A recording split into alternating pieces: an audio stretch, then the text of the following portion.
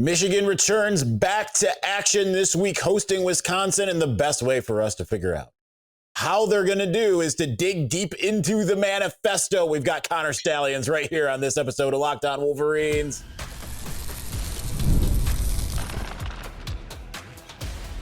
You are Locked On Wolverines, your daily podcast on the Michigan Wolverines, part of the Locked On Podcast Network, your team every day.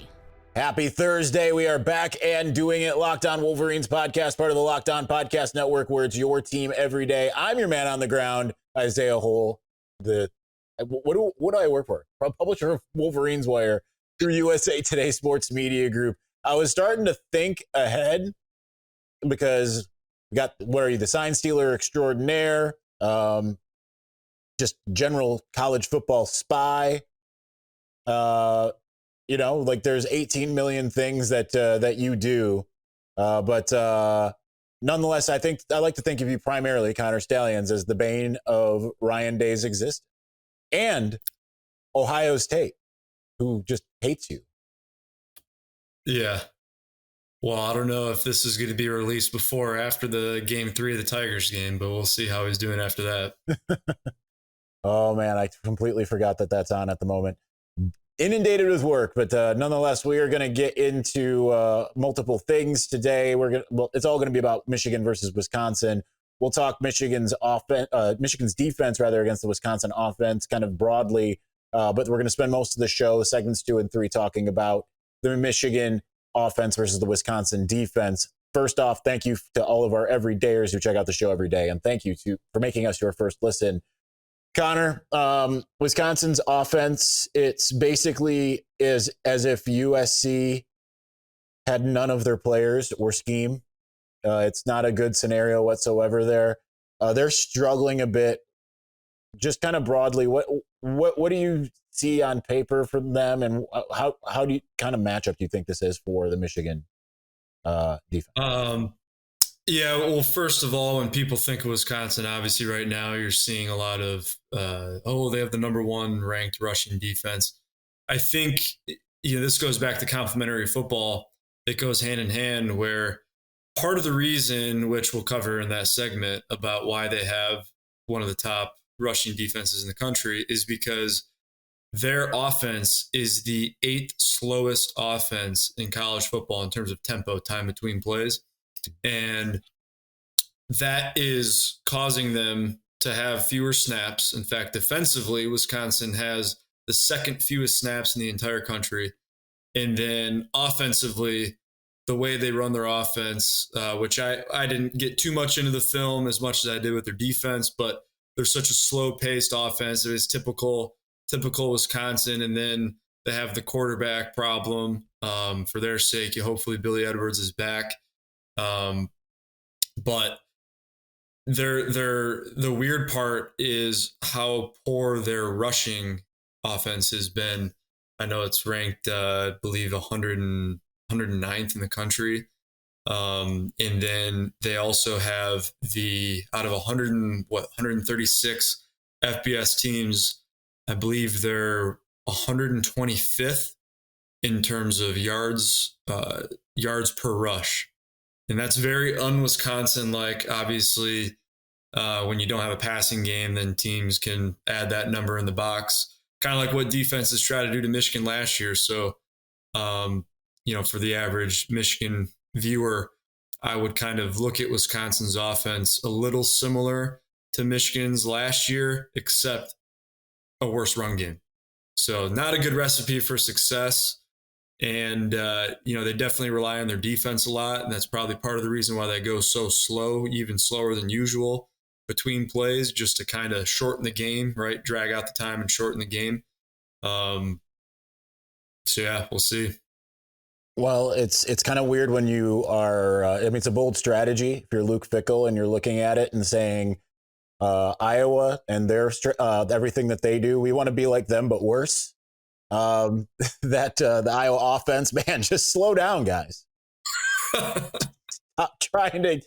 You can't get all the points all at once, guys. So I mean, hey, to their defense, now this maybe is a recruiting problem, right? But when you don't have the athletes you would need to have a very efficient offense, you gotta play with the hand you're dealt. Right now, I know they dealt their own hand to themselves, but with what they're working with, it is, I guess, a smart strategy, right? Like the coaching side of me always tries to think, flip the script and, well, what would you do if you were Wisconsin? What's their recipe for success? Offensively, it is, the only way they could beat Michigan is if they offensively go slow. Maybe they get an explosive play here and there for, whatever, trick play or a potential misassignment by Michigan and try to really test the DB's eyes. I don't know if testing Michigan in the run fit is the greatest idea, especially when you're not the greatest rushing offense. But, if Billy Edwards is back, I could see him maybe extending a play or two that converts a first down. Maybe they turn that into 3 points. Maybe they get to the red zone. Maybe they score.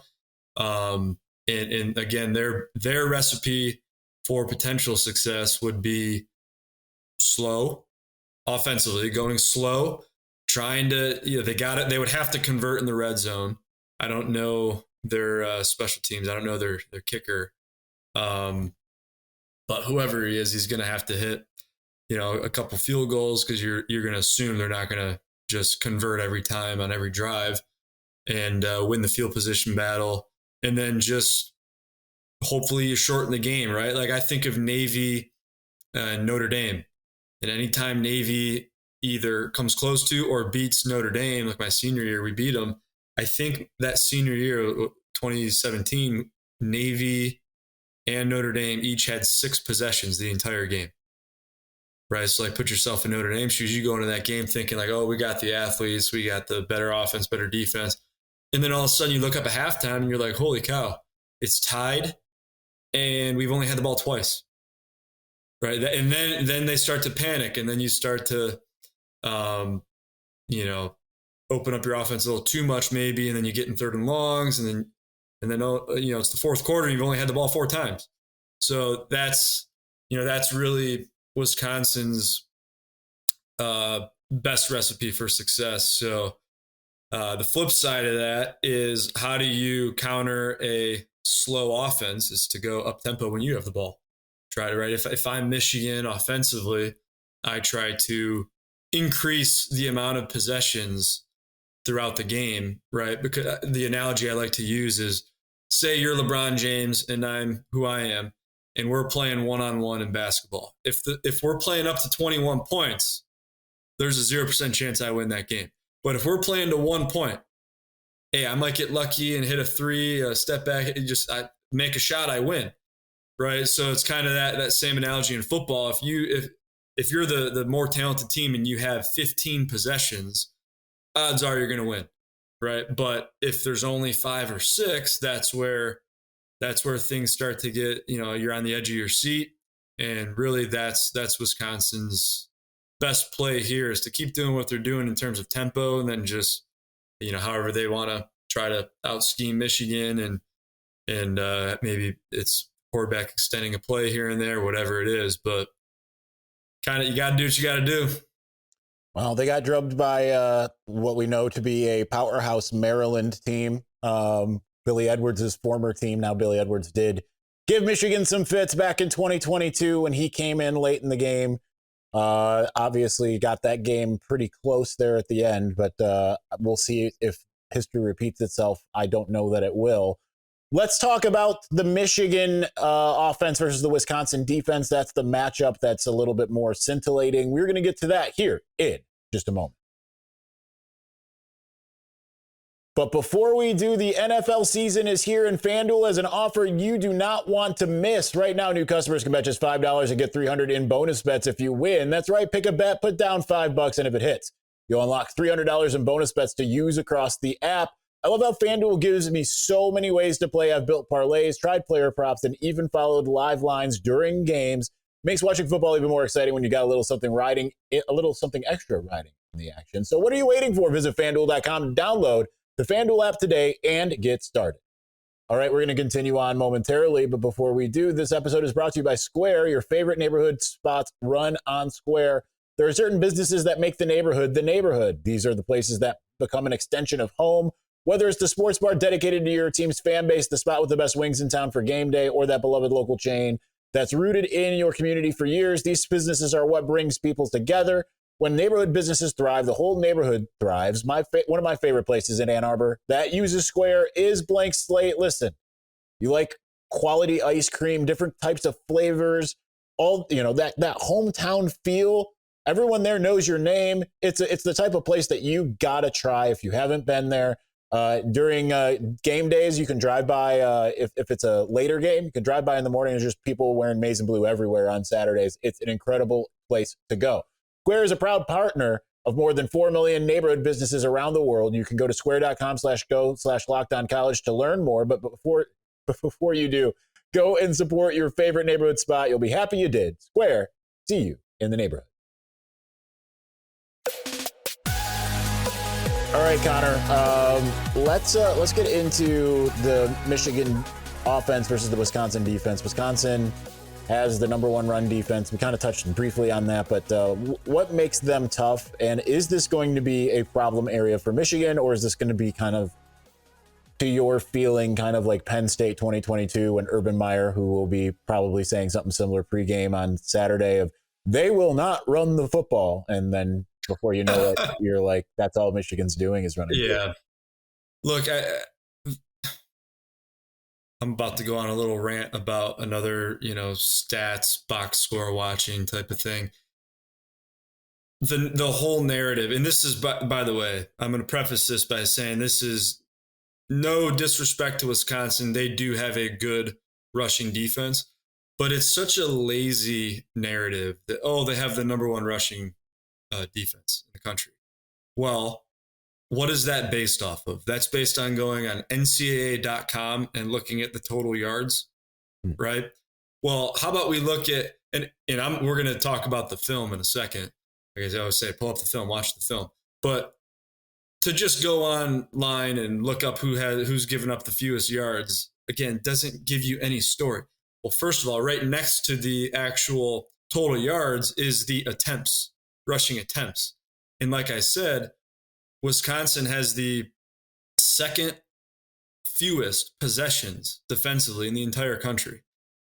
Rushing carries, total carries, they have 17 fewer rushes against than the next team, the second team. So teams just don't run the ball against Wisconsin. One, because they don't have that many plays, because the game is shortened because of how slow Wisconsin goes offensively. And secondly, because their passing defense is not very good. So, like, you watch Alabama, Wisconsin, well, why are we going to just try to run the ball every play if we can throw it all over them? So I'm going to talk about Wisconsin's defensive backfield and their pass coverage. They like to play very soft zone, and they're pretty average in coverage, especially their linebackers. So, I did watch the Alabama-Wisconsin game pretty in depth. I mean, that's obviously the best team they played. And what Alabama had success with against Wisconsin's defense was drop back, intermediate passing game, play action passing game. Once they soften you up, the linebackers are very aggressive in the run fit. And that's what makes them really good. But the second you drop back, the second you go play action, and you already soften them up. And a lot of crossing routes, dagger concepts, it appears to open up relatively easily. And so this would be a good opportunity for the receivers. And I'd imagine Bryce will play well. And then I think part of that is if you are unfortunately going to do what we did against Oklahoma and kind of crowd the box offensively, run condensed, snug formations, you're giving them a better opportunity. You're playing into their hand. They like that. They like to play in close space. Once you spread them out, that's where they start to get a little iffy. Their open space tackling is not nearly as good as their tackling in the box. Talking about their strengths, their linebackers are very good, fit in the run, very good. very physical, and their linebackers are very good pass rushers too. Not that you want to get into third and long against any team. This is another one that, they're pretty good. They'll throw some exotics at you. Nothing crazy like Oklahoma and Venables defense, but if they're anytime a linebacker blitzes, I mean, they're pretty effective. But so what has worked against Wisconsin? Kind of Oklahoma's game plan against us offensively. They a lot of empty work, spread them out. A lot of 10 personnel formation looks, so 4 removed, so having no tight end in the core. Again, making those linebackers have to decide. And before I'd say, I'd be a little concerned. But watching the Nebraska game, and you see Michigan did that quite a bit, right? Bryce's rushing touchdown was essentially going to empty, motioning the running back out wide, reading the linebackers, RPO, boom, open it up. And so as often as Michigan can put Wisconsin's linebackers in conflict, where they have to decide, hey, am I going to apex out with the tight end who's out of the core, or am I staying in the core? The more they can make those linebackers have to make that decision and or tell if they're in a 1 high or 2 high defense, the easier of a day Michigan's offense is going to have. But again, I just think it's a lazy take to say they have the number 1 rushing defense in the country. Well, Bama had pretty effective quarterback run game against them. Once they start spreading it out and running out of 10 personnel looks, they were pretty successful. Not going to say Michigan's just going to run the ball all over them, but if Michigan's going to stay in condensed formations and try to run the ball like they did, like they tried against Oklahoma, then yeah, that's not. You're going to see the number 1 rushing defense in the country. But I'd like to think that the way things are trending with the play calling and what Chip's trying to do with the offense, I don't see this as a game where Michigan just can't run the ball. Well, a couple interesting things here coming out of that. Number one, the teams that they've lost to are teams that do not seem to really want to run the football anyway. Alabama and Maryland are not run-heavy teams. They are pass-heavy teams. Ty Simpson had 25 yards rushing against them, but he's not really a mobile quarterback. So this is a completely different scenario that they've faced, and I think that that's going to be interesting to see, and that's where I ask you this, and you kind of touched on it already. How much of a weapon is Bryce's legs in this game? Not only for the sake of him running it, but for just the threat of it changing kind of what those linebackers do. Yeah, this is that's a good question, and it's an interesting one for this week and next week too. I watched a little bit of USC's defense for different reasons. USC and Wisconsin. It's going to be a little more difficult for Bryce to scramble, right? I know I talked about it after the Central Michigan game going into Nebraska. I think that Central Michigan game, he had like 85% of his rushing yards from passing plays, from scrambling. Because Wisconsin runs pretty soft zone, they always have eyes on the quarterback. We'll talk about USC's scheme next week, but I do think Bryce obviously has done a significantly better job the last couple of weeks of extending plays when the pocket starts to collapse. He has an amazing pocket presence and feel for the pocket, especially for a freshman, but just for anyone in college football. And the more of a green light he has to extend plays with his feet on a pass, the better. I don't think he's going to just rush for 80 yards scrambling. And I do think that this is a game where a few more quarterback design runs or read options would be a good thing, because I think that is one of the top 2 or 3 ways to quote unquote soften up their number 1 rushing defense, is to add the quarterback in the run game, not just scrambling. Because again, I mean, imagine he drops back and the defense has 7 in coverage, and they're in like a really soft zone. When I say soft zone, they're not matching receivers. Like there's ways to play cover 3 or cover 4 where, yes, it's cover 3, it's cover 4, but each defender, especially the nickels and the corners, are kind of, it's man match, where it's like the saying is man except shallow or man unless shallow. So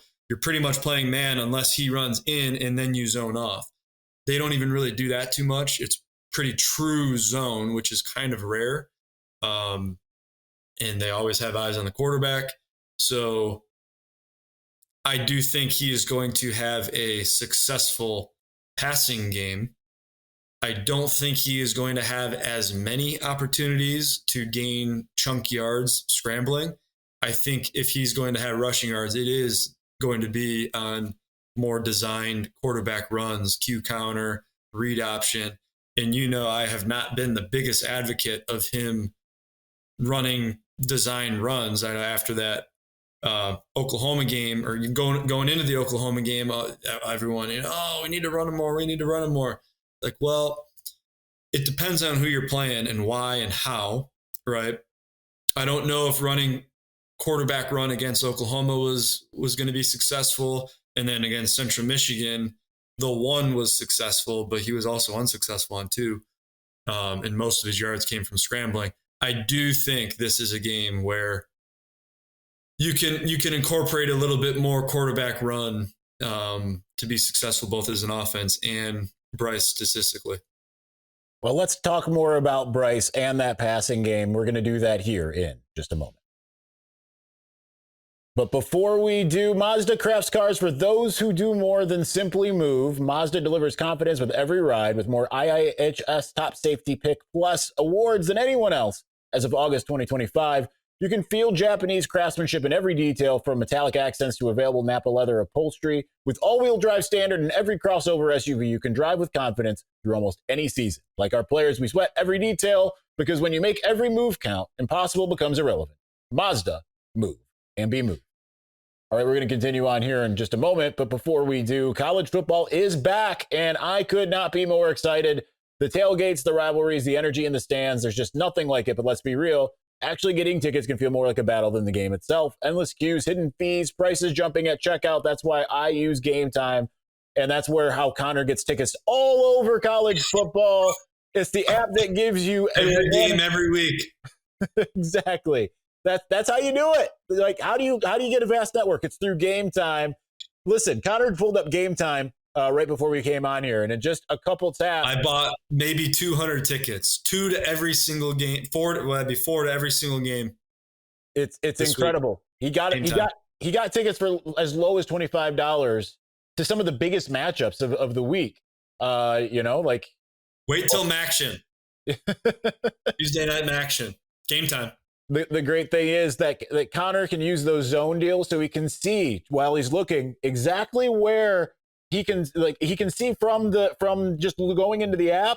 If he can see that opposing sideline, if he can decipher those signals, so if he's not there, he knows that his mom is going to be able to see right over to Purdue and be able to catch all of their signals. It's an incredible experience. To take the guesswork out of buying college football tickets with Game Time, download the Game Time app. Create an account, use the code LOCKEDONCollege for $20 off your first purchase. Terms apply. Again, that's promo code LOCKEDONCollege for $20 off. Swipe, tap, ticket, go, download Game Time today.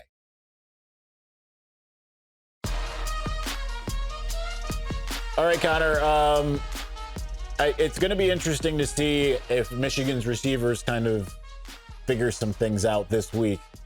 I do want to ask about Bryce and the pass game that he's going to be attacking that soft zone. But what with the coverage that they have, how do you feel about the matchup of Michigan's receivers going into this game?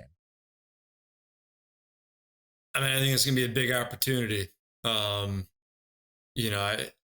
Obviously there have been some drops and some struggles. Now the pass game overall, I do think has gotten better, right? Since the Oklahoma game. But I do think this is a game where it's going to be an opportunity for a lot of guys to make plays. again, that's not as much of a knock on Wisconsin as it is just the way that they play defense, and they're a run stopping first.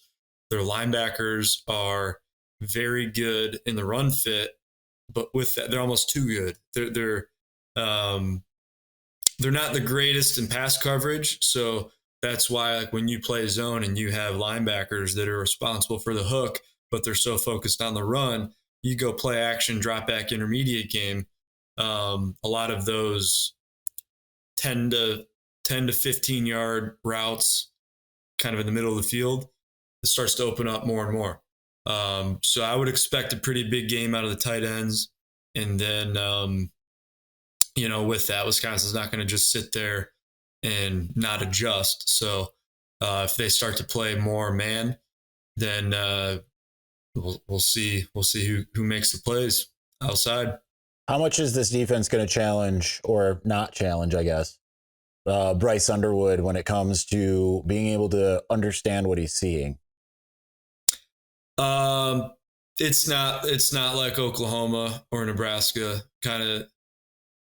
I mean, it's not like high school where what you see pre-snap is what you get, but it's not extremely exotic. And I think their pass rush is pretty good, but again, I think that's Bryce's strength is having a feel for the pocket, knowing when to evade, when to extend plays. So I think that in Bryce is the type of kid that you don't need to worry about this. I can't help myself but thinking this way. You don't overlook any opponent, right? You don't just assume it's going to be an easy game. But I do think Wisconsin's defensive strengths kind of play into Bryce's strength as a quarterback.